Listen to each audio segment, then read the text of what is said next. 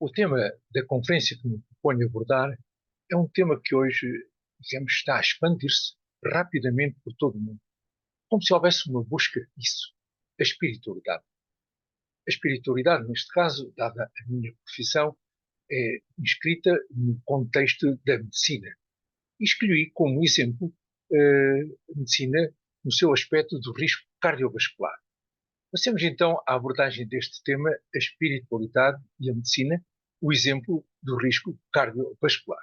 Vou partilhar então a tela convosco. Vários slides foram cedidos e, digamos, por amabilidade pelas pessoas que aqui estão referenciadas, Nuno Rosas, Marisa Oliveira e Francisco Esteves. Ora, este tema não é novo, pelo menos para a Organização Mundial de Saúde, que já em 1998 sentiu a necessidade de reformular a sua definição. Um estado dinâmico de completo bem-estar físico, claro, já o era, mental, já o era, mas acrescentou espiritual e social e não meramente a ausência de doença ou enfermidade. Convém, logo de início, fazer alguma diferenciação entre o que é espiritualidade e religiosidade. Eu diria, antes ainda de definir claramente, que a espiritualidade pertence à humanidade, pertence a todos. Alguns canalizam a sua espiritualidade para a religiosidade e vivem nesse contexto. Então a espiritualidade é um conjunto de valores que a pessoa tem e que dão sentido à sua vida, que organizam os pensamentos, os comportamentos e as suas atitudes até as circunstâncias onde se insere no relacionamento consigo mesmo, com as outras pessoas e com a natureza. Já a religiosidade pode ter espiritualidade e muitas pessoas transferem, como já disse, para a religiosidade, mas está mais ligada a uma religião que o indivíduo segue, pratica, com os seus valores, com os códigos de conduta, e tem um enquadramento muito específico em templos, rituais e até oficiantes intermediários que ligam a esse sagrado. Podemos dizer que, na verdade, esta preocupação com a espiritualidade não é logo ao início. As pessoas e toda, digamos, a trajetória da humanidade começa por ser, nesta pirâmide de Maslow, aquilo que é o mais importante, estar saciado e quentinho. E só depois de termos, digamos, a gruta, a casa, a roupa, a comida, é que vão subindo, digamos, as necessidades que o ser humano tem de segurança já com a família, cuidar da saúde, ver o grupo à sua volta de amigos, digamos, até, digamos, uma intimidade que a pessoa vai ter nas suas relações sociais, depois tem uma exigência consigo mesmo de sentir a autoestima, a confiança, o respeito dos outros, e só mais para cima, no topo da pirâmide, começam a surgir estas necessidades de tipo espiritual. Então, isto quer dizer que cada uma destas partes da pirâmide tem o seu stress associado. De onde é que vem o stress? De tudo isso que eu acabei de referir e modernamente vejamos que já são as contas, estar cansado, estar doente, não conseguir dormir, ter medo, estar aborrecido. A própria reforma pode, digamos, trazer algumas coisas nesse aspecto, as expectativas, etc. Portanto, o stress tem hoje múltiplas fontes. Mas podemos dizer que o stress é bom, é mau? Na verdade, tem a ver com o tempo que ele dura e digamos, a maneira como cada um é capaz de ultrapassar o stress. Quer dizer, o stress nem é bom nem é mau. Um mínimo de stress, quando eu tenho a atravessar a rua, é bom eu estar atento. Se eu não tenho stress nenhum, nada faço para mudar a minha trajetória habitual. Então, um stress, podemos dizer aqui assim que a performance, aquilo que cada um é capaz de fazer ao longo do seu dia ou da sua vida, tem a ver com o stress. E se for realmente pouco, saudável, é motivado, portanto, tem um stress ótimo. E a partir aqui desta curva de Gauss para ali, se começa a ser muito exagerado, à medida que o stress aumenta, temos aqui assim a doença que aparece, sobretudo hoje, nos tempos modernos, o burnout e digamos, o esgotamento, vamos dizer assim, muitas vezes acompanha-se de exaustão, fadiga e até pânico e ansiedade. Portanto, este stress portanto, não só pela quantidade dele, como pela duração média, pode ser positivo ou negativo. E quais são as hormonas, vamos dizer assim, o caldo que este diabinho prepara quando o stress é muito grande? Na verdade, o cortisol. O cortisol, uma hormona que é segregada pelos suprarrenais, sem dúvida que vai trazer muitas complicações para a nossa vida, porque nos prepara para a luta ou para a fuga. Portanto, é, digamos, uma hormona muito ligada ao stress. Mas temos outras, exatamente, que contrabalançam isto e que nos dão aqui as bases moleculares da felicidade. Vamos dizer que, por exemplo, a molécula do bem-estar, e que só obtém pelo exercício, vai produzir canabinoides, portanto, como se fosse cannabis interno que estivesse aqui assim para nos, digamos, auxiliar na vida do dia a dia. E quando temos uma recompensa, portanto, como aqui se verifica, por, enfim, ganhar um prémio, e quando consigo fazer aquilo que quero na vida, a dopamina aumenta. E aquilo que promove as ligações do amor seria a ocitocina. Na verdade, podemos também dizer que isto é suscetível de ser modificado. E existem conceitos modernos na psicologia positiva, que tenho aqui sim neste slide. É uma forma da felicidade que a psicologia positiva, sobretudo desde Seligman, tem, com múltiplos trabalhos, tem vindo a confirmar que todos nós temos uma espécie de carga, valor de repente, uma carga genética que herdamos, uma predisposição. Hoje sabe-se que exatamente os genes não são determinantes, mas, digamos, são suscetíveis de facilitar uma certa, como eu diria, manifestação. E por isso mesmo é que se estes não são modificáveis, mas apenas a sua expressão, começou a chamar-se a isso uma atividade deliberada ou aquilo que cai na epigenética.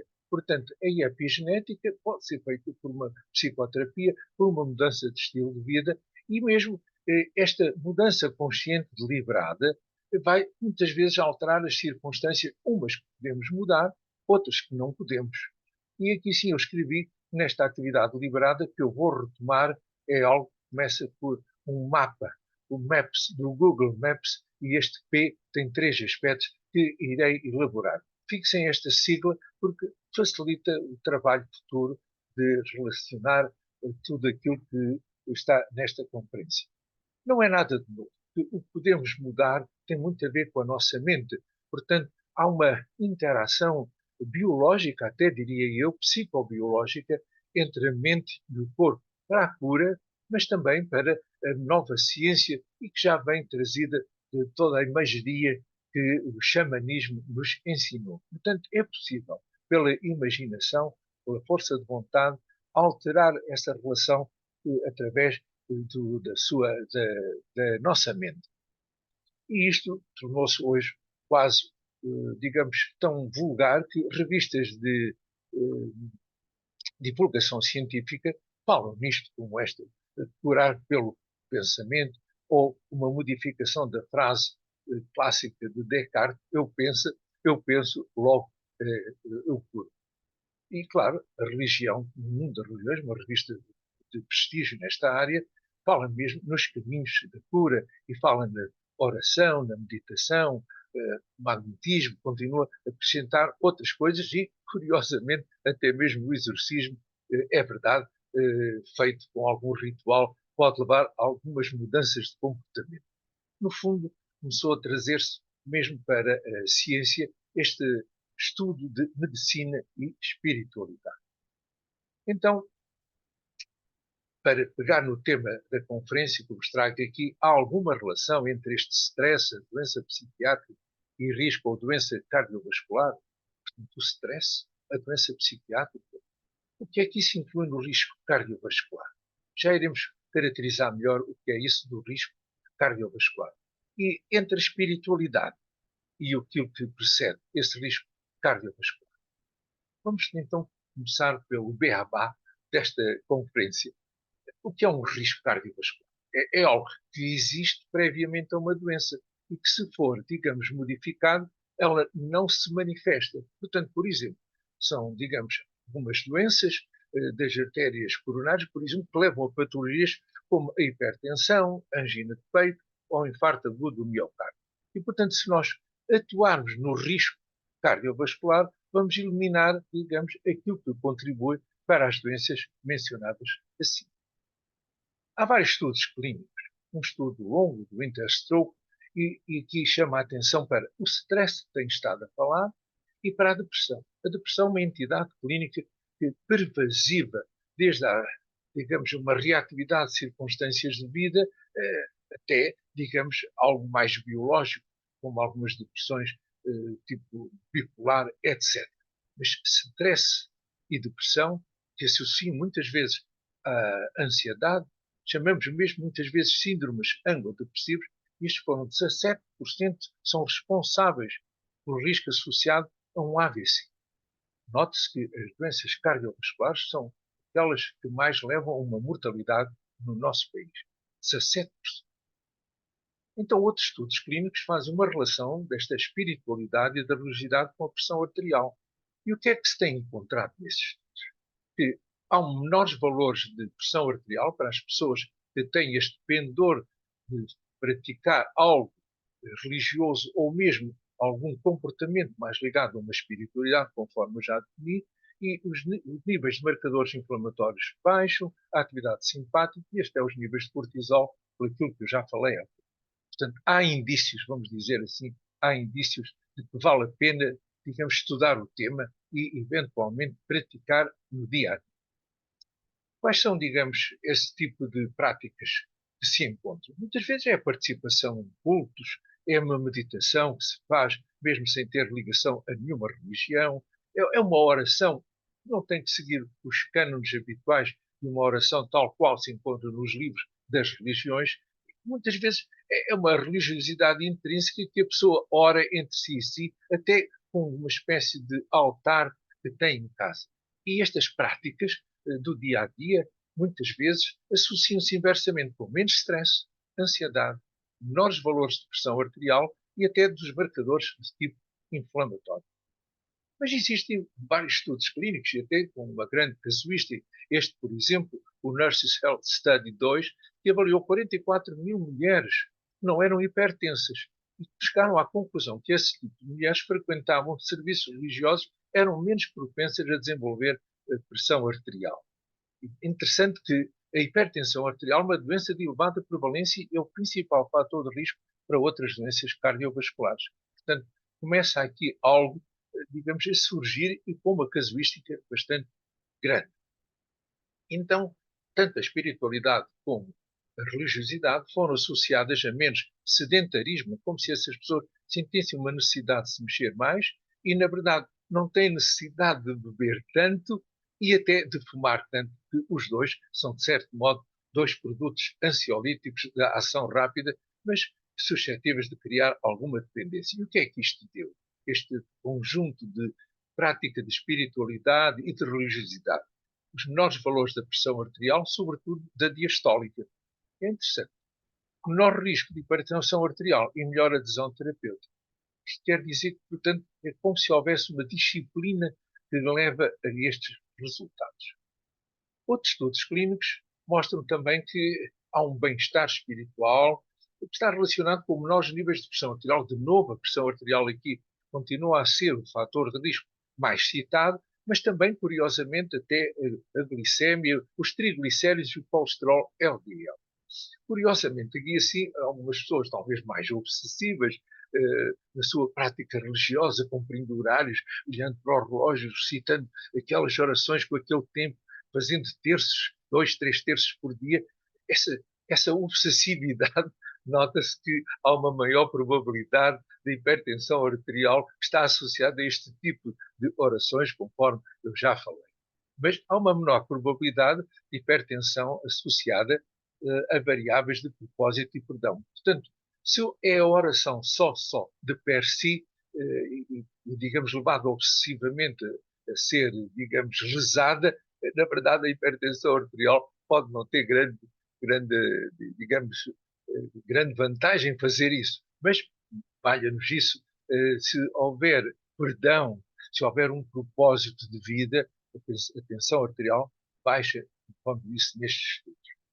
E depois, estamos a falar também para uma população de que são os médicos que estamos a falar desta situação de medicina e espiritualidade. Ora, os pacientes em inquéritos que foram feitos querem mesmo que o seu médico gostaria que eu perguntasse, e perguntas tão simples como esta, sem entrar em aspectos religiosos, de está em paz? Está em paz consigo? Está em paz com as outras pessoas? Sente culpa, raiva, tristeza, medo da morte? Isto seria uma maneira, portanto, de interrogarmos a pessoa nestes aspectos mais espirituais ou religiosos, sem entrar em pormenores.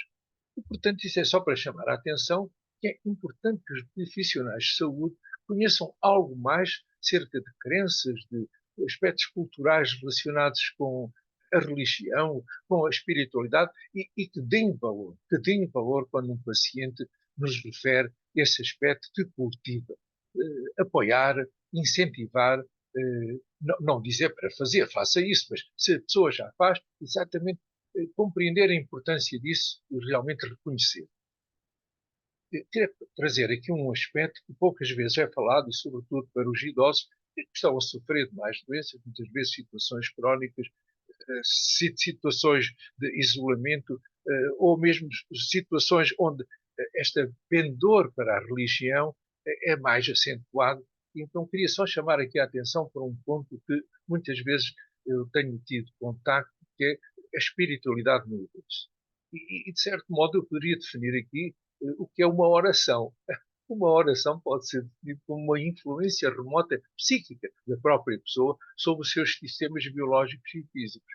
Portanto, deve ser apoiada quando uma pessoa fala nisso e, digamos, há mesmo um aspecto mais profundo que eu queria falar, que alguns idosos falam num túnel escuro, no meio, às vezes, da noite ou no meio do seu sofrimento, viram-se fora do corpo, veem um túnel, encontram pessoas que já faleceram, até os seus animais domésticos, e chegam a uma luz que, segundo, perto da qual se sentiram muito bem. Isso dá-lhes muita paz e perdem o medo de morrer.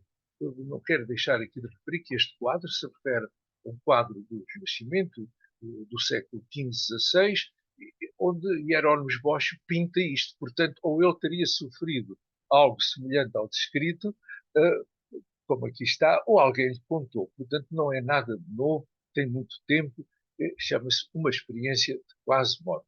E são efeitos apaziguadores. No fundo, eu até costumo falar com os meus idosos, quando dizem isso, falam na experiência de quase morte, eu costumo dizer, será mais uma experiência de vida após a vida e, portanto, não deve ser ridicularizado. Passemos então agora para, digamos, a vivência de uma meditação no dia a dia, que também cada vez mais entrou nas nossas universidades. Eu pergunto, a meditação plena, sobretudo, é assim a definição de mindfulness, tem lugar na redução do risco cardiovascular? Vejamos o que nos dizem os estudos feitos até hoje.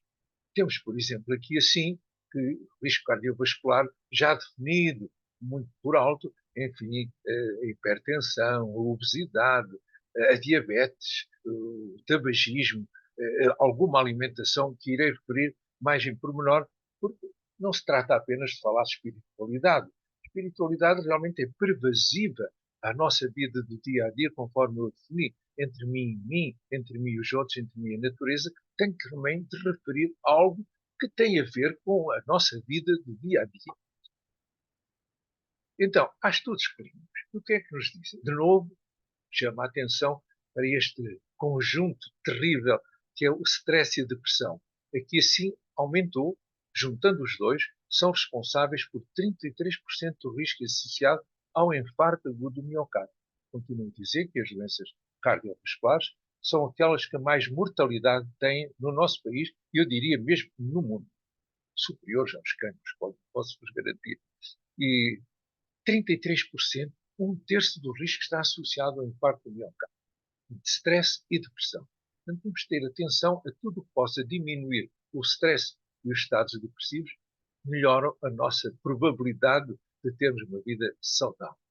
E o que é que se passa em Portugal? No Instituto Nacional de Saúde, Ricardo Jorge, de 2021, faz uma espécie de inquérito e chega à conclusão entre os 18 e os 79 anos, 55 pessoas, 55%, têm 2 ou mais fatores de risco cardiovasculares. Mais de metade tem excesso de peso ou obesidade. Estamos a ficar semelhantes àquilo que se vê na população americana. 40% têm hipertensão arterial. Um quarto, 25%, são fumadores. 30% têm colesterol muito elevado. E o número de pessoas com diabetes continua muito alto.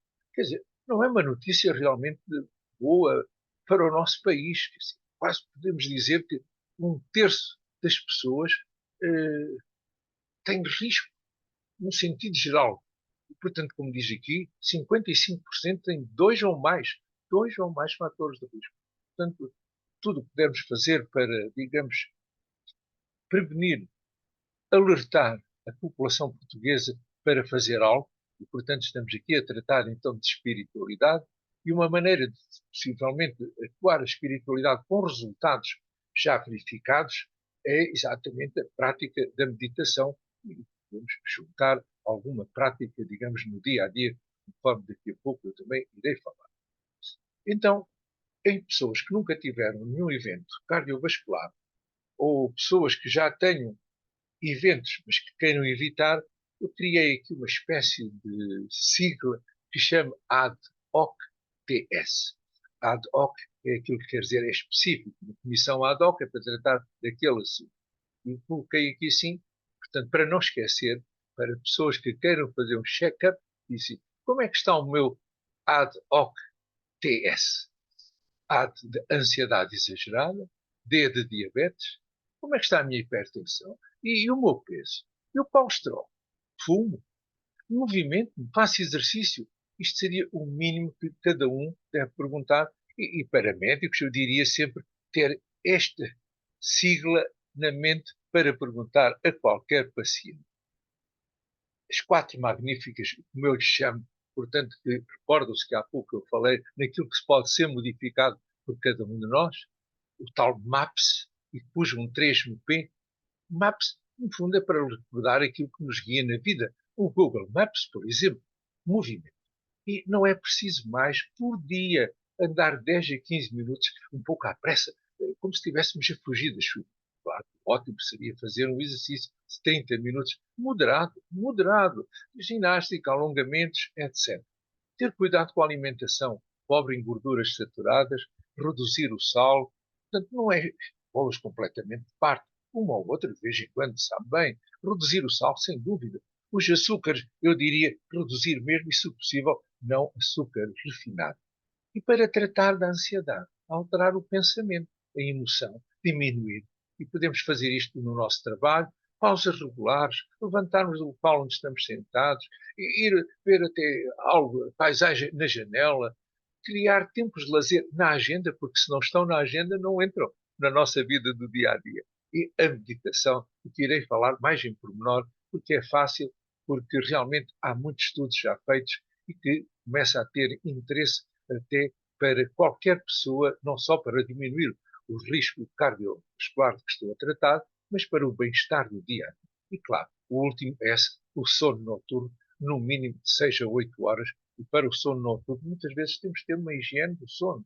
Portanto, não beber e fazer excessos de exercício, beber álcool, normalmente, perto da hora de jantar, não fazer exercícios, ter uma boa temperatura no quarto, o quarto bem às escuras, para, digamos, produzir a melatonina. E isto, portanto, são as 4 magníficas. Portanto, antes o ADOC-TS e agora o MAPS. Portanto, com estas 2 siglas, vamos de certeza fazer um bom check-up do nosso estado atual de saúde. E só para vos dar uma ideia do que é um dia de um dia normal de uma pessoa ocidental. Aqui, Europa, América. Divertimos rapidamente, não estamos, digamos, a ligar aos sentimentos até os próprios e de outras pessoas, começamos a falar sozinhos e falamos sobre o passado e o futuro e não vivemos o momento, estamos sempre a julgar numa dualidade. Isto foi bom, isto foi mau, foi desagradável, e, portanto, isto, de certo modo, pegamos àquilo que estamos, digamos, a vivenciar naquele momento. O oriental acha que tudo está na mente, o que é bom, portanto, é possível alterar essa maneira de funcionar da mente e vive no aqui e o agora. Portanto, não pode existir, não podem existir porque não há, ainda não estamos no futuro e o passado já passou. Portanto, o importante é estar onde se quer estar e aceitar onde se está. Não, portanto, perseguir nem o futuro, nem fugir do passado. Mindfulness e budismo. Pois diz-se que está muito ligado, digamos, ao budismo. Na verdade, outras tradições religiosas também apresentam esta atenção plena, esta capacidade de meditação. Não é necessário ser budista para praticar. Hoje está muito estudado. Kabat-Zinn foi talvez o autor que mais divulgou a meditação, mindfulness, e que chega à conclusão que realmente é uma capacidade que todos temos, não temos que estar ligados a uma religião ou uma cultura. Mas também tenho de dizer aquilo que não é. Não é deixar a mente em branco, não é relaxar simplesmente, mas existe. Não é buscar êxtase ou iluminação ou fugir do cotidiano. A vida vive-se no dia a dia e não é tirar a dor ou o mal-estar, mas é experimentá-los numa nova perspectiva, até talvez numa aceitação. É assim, mas eu aceito, aceitação sem resignação. E há vários estudos feitos, várias intervenções, como estão aqui, digamos, elencadas, sobre aquilo que são intervenções baseadas na atenção plena ou mindfulness. Devo dizer que já várias universidades começaram a dar isto aos seus estudantes, aos seus médicos e eu diria até mesmo a pessoas que estão a fazer mestrados e doutoramentos. E traz-me aqui, digamos, referir três universidades portuguesas, de Lisboa, Porto e Minho, que já têm este tipo de cursos, tal qual como outras mais famosas. Então, isto já vem desde há mais de 5.000 anos, existe noutras religiões, baseia-se quase sempre em respirações profundas, palavras que são repetidas, ou palavras simplesmente mentalmente evocadas, posturas, como iremos ver. Eu posso focar a minha atenção numa vela a arder, por exemplo, eh, numa mandala, numa estrutura pintada, simétrica.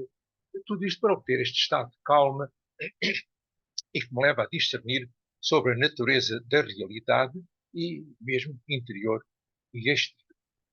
Há vários tipos de meditação. Podem ver aqui assim, nesta descrição, esta alguma vez tem sido falada ultimamente, em que baseia-se na respiração, na verdade, registra os pensamentos.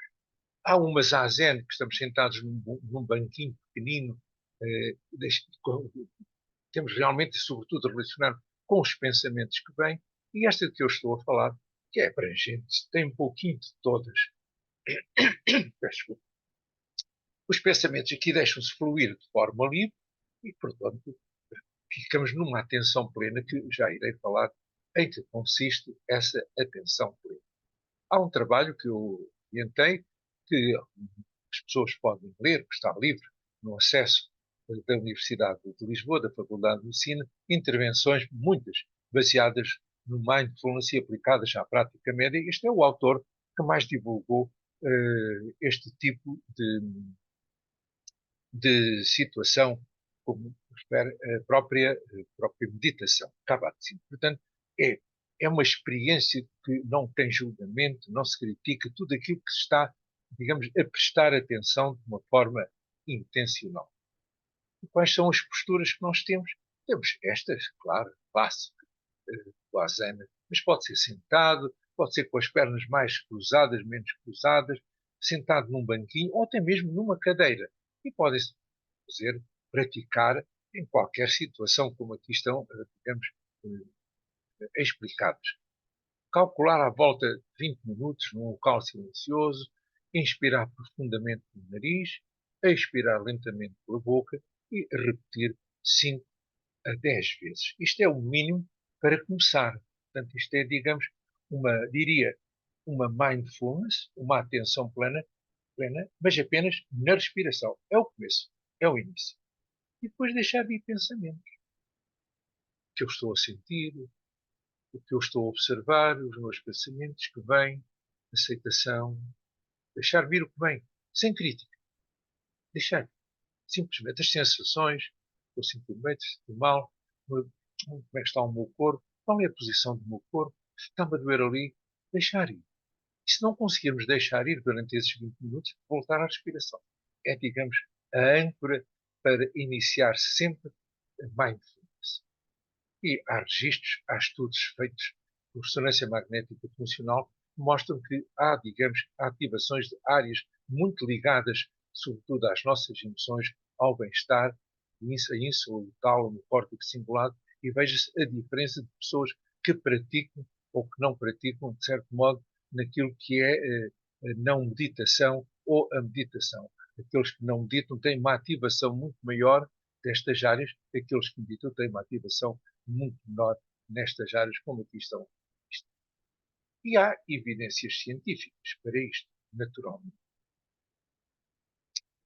Kabat-Zinn faz um resumo de tudo aquilo que já se viu, sobretudo em termos de medicina mais geral. Depressão e ansiedade, burnout, cuidado, atividade imunológica, as fibromialgias, etc. E, portanto, estes assuntos vários que estão aqui elencados têm vindo a ser estudados nas várias aplicações. Eu volto de novo àquele tema daquilo que me propus, que tem relacionado com o tal exemplo dos riscos cardiovasculares. Mas também os profissionais de saúde praticam isto. Há vários estudos que mostram como aumenta um certo bem-estar, a prática clínica fica mais reflexiva, melhores resultados clínicos, há uma redução de sintomas de burnout, cada vez maior entre profissionais, e até um aumento da empatia entre profissional e pacientes. E antes de avançar, eu faço aqui sim uma pequena pausa. Vamos, portanto, aqui sim fazer uma pequena pausa antes de avançar para os estudos que foram feitos, sobretudo relacionados com esta situação. Vamos então aguardar um pequeno intervalo.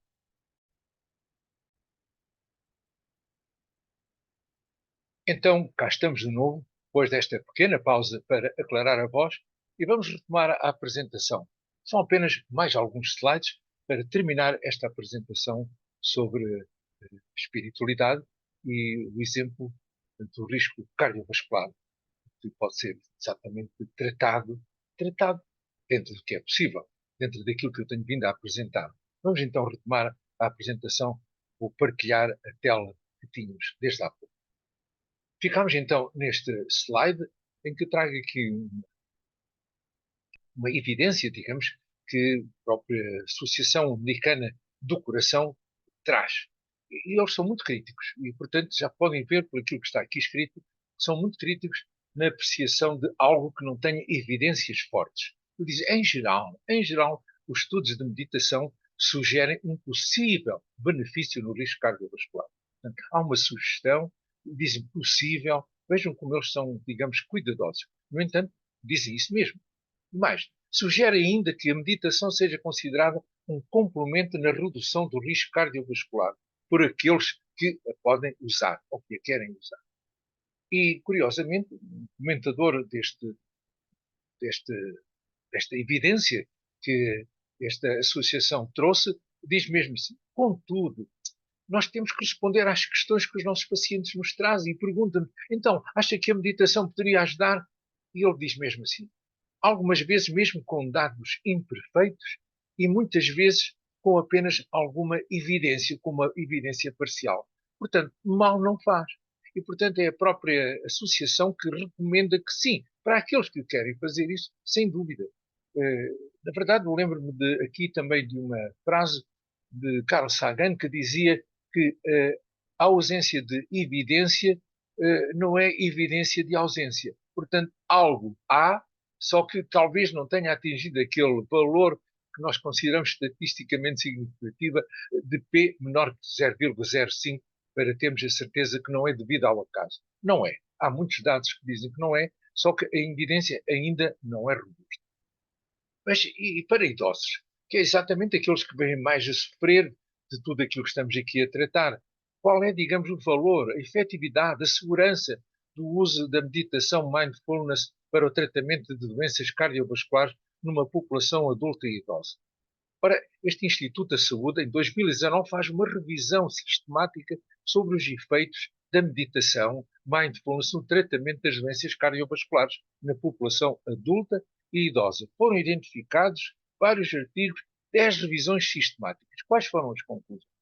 E mostraram reduções significativas das pressões arteriais sistólica e diastólica, significativas, sobretudo, curiosamente, em pacientes idosos, talvez aqueles que fossem mais, digamos, consistentes no uso e na prática da meditação mindfulness. Mais, chego à conclusão que há uma melhoria na saúde mental, como a ansiedade e a depressão, como eu já referi antes, dois componentes muito poderosos para, digamos, aumentarem o stress e algumas revisões, os estudos foram naturalmente heterogéneos, embora, a palavra é embora. Portanto, mas, no geral, há uma melhoria da ansiedade, depressão, angústia e stress. E notou-se pequenos efeitos na frequência cardíaca em repouso, não baixou assim tanto. Mas houve um benefício, de novo, estatisticamente significativo para a qualidade de vida. A qualidade de vida tem vários parâmetros, o sentido de bem-estar, e que é físico e mental.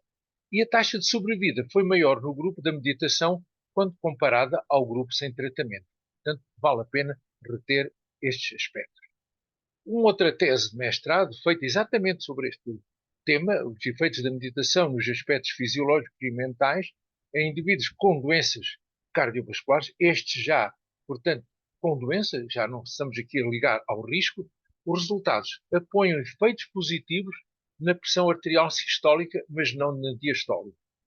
Melhorias individuais em scores da qualidade de vida, ansiedade e depressão. De novo, realçam-se estes aspectos. No geral, também críticos, como sempre, nesta tese de mestrado de 2020, recente, diz que a qualidade metodológica dos estudos foi considerada baixa. De novo, aquilo que já a Associação Americana do Coração tinha referido, mas continuo a dizer, vale a pena por aquilo que há indícios relativamente fortes para se usar. Um outro trabalho de 2020, em que foram, digamos, vários tipos de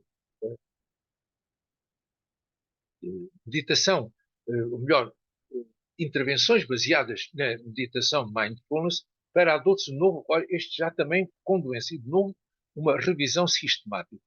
E 16 estudos com 1.400 adultos compararam portanto, a utilização deste tipo de intervenção baseada na meditação mindfulness. Melhora nos resultados psicológicos, ansiedade, no distress, stress, e melhorou outra vez de novo significativamente a pressão arterial sistólica. Portanto, há uma consistência, sobretudo em relação aos resultados que melhoram uma pressão arterial, sobretudo a sistólica. Em conclusão, para finalizar esta minha apresentação, não há um consenso quanto aos benefícios da espiritualidade ou da religiosidade sobre a saúde cardiovascular. Possivelmente, esta ausência de consenso tem a ver com algumas variáveis que eu traria para aqui, como, por exemplo, a frequência, digamos, regular de meditação ou da expressão de uma espiritualidade na vida do dia a dia, não só a frequência, mas quanto tempo se está nisso, que tipo de meditação ou de prática espiritual. Há vários tipos de meditação, conforme eu falei, portanto, há uma certa heterogeneidade que possivelmente contribua para que esta ausência de consenso, mas conforme eu já referi antes, há aqui uma consistência em muitos estudos, sobretudo em relação com a pressão arterial. Claro, acabo aqui dizendo, alguns estudos mostraram uma redução de eventos cardiovasculares e até da mortalidade. Os indivíduos que tiveram práticas, sobretudo naqueles que tiveram práticas de espiritualidade e religiosidade. Conforme eu disse há pouco, são necessárias amostras maiores, embora algumas tenham já milhares de pessoas, conforme eu referi, grupos de controle com um elemento ativo, isto é, portanto, algo semelhante àquilo que se faz com a meditação ou com a prática de religiosidade, por exemplo, a utilização de exercícios que sejam de descontração, como, por exemplo, o yoga, um grupo controle, do que eu já falei há pouco, o controle da aderência à prática ou da aderência ao grupo, portanto pode ser feito em grupo, se frequenta habitualmente esse grupo, e ver a quantidade de meditação, digamos assim, ou de horas dedicadas à meditação ou a uma vivência espiritual e religiosa e qual a resposta que isso tem. Sabe-se é que a prática, se é interrompida, faz perder o efeito, mas felizmente não há efeitos não esperados ou adversos. O programa de meditação Mindfulness, à volta de 8 semanas, são necessárias para termos alguns efeitos. E aí, sobretudo, para aquelas pessoas que tiveram um infarto e que têm medo de voltar a fazer exercício, reduz francamente o medo das práticas corporais nessas pessoas, tem melhores resultados, sobretudo na ansiedade e estresse, e até no stress que se está a perceber enquanto se está a fazer algo em relação àquilo que são os grupos de controle, e melhorou claramente, isto é importante, a pressão arterial sistólica e, por vezes, a diastólica. Assim, terminei esta minha conferência, tentando trazer-vos aqui, assim, algo que pode contribuir para este equilíbrio instável, mas que traduz exatamente saúde. Se estivermos num equilíbrio muito, muito estável, estamos francamente mal. Portanto, despeço-me, espero que tenham aproveitado, que tenham gostado desta exposição. E, portanto, mais uma vez, fico grato sempre que haja um feedback sobre este tipo de exposição. Um obrigado por terem estado aqui a observar-me, a ver, partilhar este tipo de conferência e de conhecimento.